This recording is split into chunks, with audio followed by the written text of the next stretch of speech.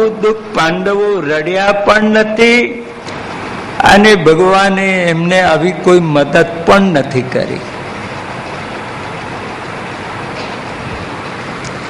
ભગવાન મળવા આવ્યા તો કે અમે બધી વ્યવસ્થા કરી લીધી છે, કામ્યકવનમાં રહેવાનું છે ને બધું.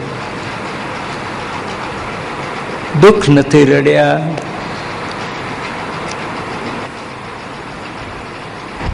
તો વિતર વીર નસ્તે ધરામૃતામ.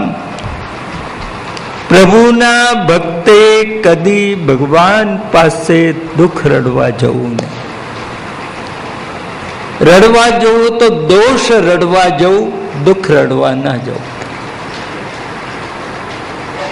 પ્રભુ મારા દોષ છે તું દૂર કર.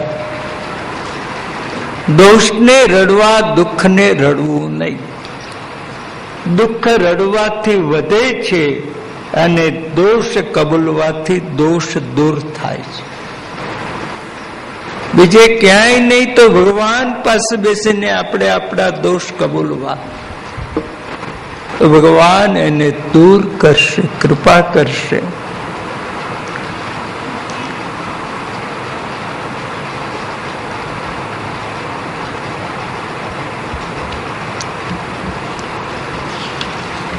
તો એક તો અનુરાગને વૃદ્ધિ કરનાર, શોકનું નિવારણ કરનાર સ્વરિત વેણુના શુષ્ટ ચુંબિતમ. ભગવાને અધરામૃત વેણુમાં આ મૂક્યું, વેણુમાં પધરાવ્યું.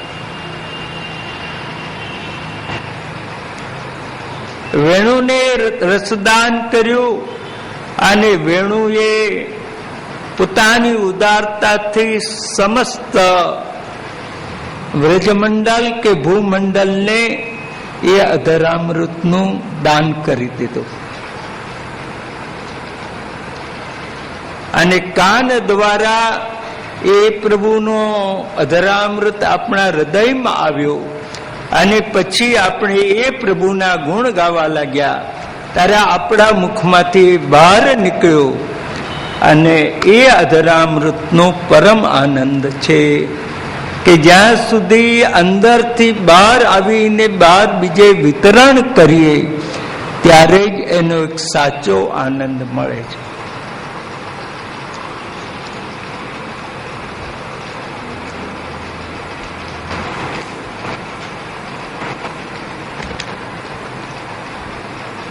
ઇતર રાઘવે સ્મરણ નૃણામ સ્તેધરામૃતમ. ઇતર રાઘવ સ્મરણમ. જેણે અધરામૃતનો રસાસ્વાદ કર્યો પછી એને કેરી પણ ફીકી લાગી, ચીકુ પણ ફીકા લાગ્યા, ચામાં એને રસ ના રહ્યો ને દાળ ભાતમાં રસ ન રહ્યો, આ બધા જ એને ફીકા લાગ્યા.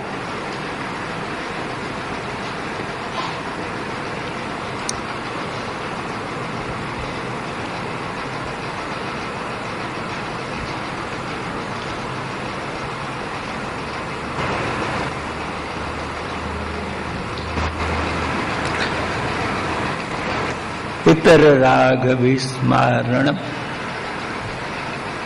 એટલે આપણને એક દિશા બતાવે છે.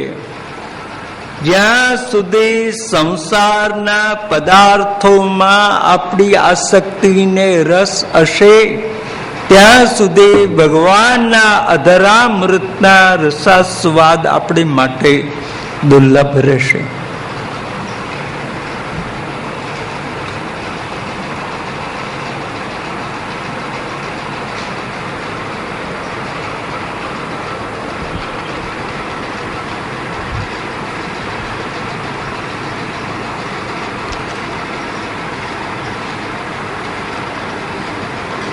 કંઈ પણ મેળવવું હોય તો એ સિવાયનું બીજું ભૂલવું પડે, એમાં અનુરાગ ઓછો કરવો પડે.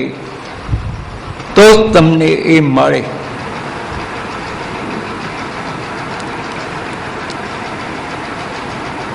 જેણે ભણવું છે, જ્ઞાન મેળવવું છે, એ વિદ્યા સિવાય બીજામાં અનુરાગ છોડે તો જ ભણી શકે.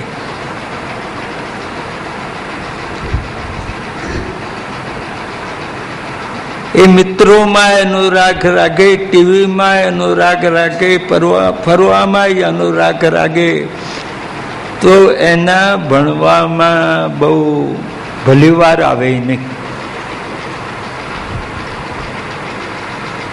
જે સામાન્ય નિયમ જે મેળવવું હોય એના સિવાય બીજાને ઓળખતા બંધ થાવ તો જ તમે મેળવી શકો. અનન્ય બનો તો. જેને પૈસા મેળવવા હોય એ પૈસા સિવાય જો બધાને ઓળખે તો પૈસા મેળવી શકે નહીં. એનો નિયમ એવો.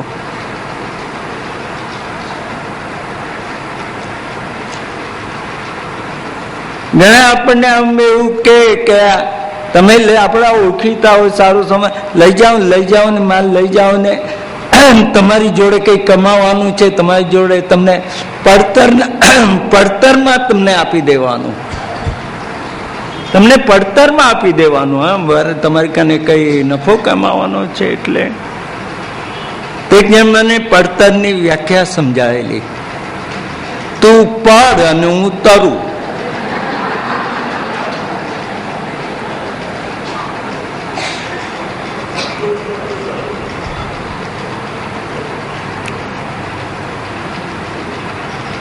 એ જ રીતે ભગવાનના વેણુનાદને પણ જો એ સિવાયના અનુરાગ આપણે જો આપણા જીવનમાંથી દૂર કરીશું તો જ એનો આનંદ આપણને મળશે.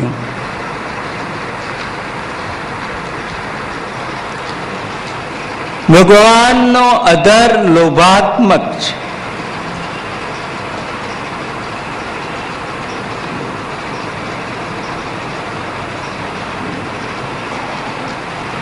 એ અધરામૃત આપવામાં બહુ ઉદાર નથી.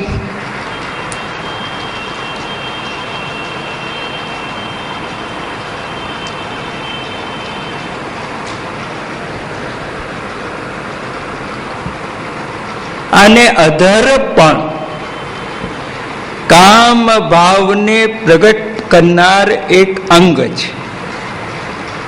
હોઠ